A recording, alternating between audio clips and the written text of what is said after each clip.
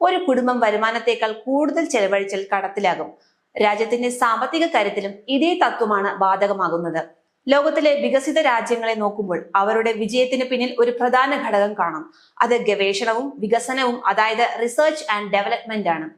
America, China, ദക്ഷിണ Korea, Japan തുടങ്ങിയ രാജ്യങ്ങൾ അവരുടെ GDPയുടെ വലിയൊരു ശതമാനം ശാസ്ത്ര ഗവേഷണത്തിനും സാങ്കേതിക നവീകരണത്തിനും വേണ്ടി ചെലവഴിക്കുന്നു.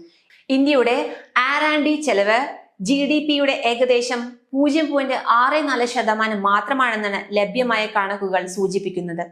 അതേസമയം ചൈനയും അമേരിക്കയും പല മടങ്ങ് കൂടുതൽ നിക്ഷേപം ഈ മേഖലയിലേക്ക് നടത്തുന്നുണ്ട്. പുതിയ സാങ്കേതിക വിദ്യകൾ, മികച്ച തൊഴിലവസരങ്ങൾ, ഉയർന്ന ഉൽപാദനക്ഷമത, ആഗോള മത്സരശേഷി എന്നിവയിലെല്ലാം ഇത്തരം നിക്ഷേപങ്ങളിൽ നിന്നാണ് രൂപപ്പെടുന്നത്.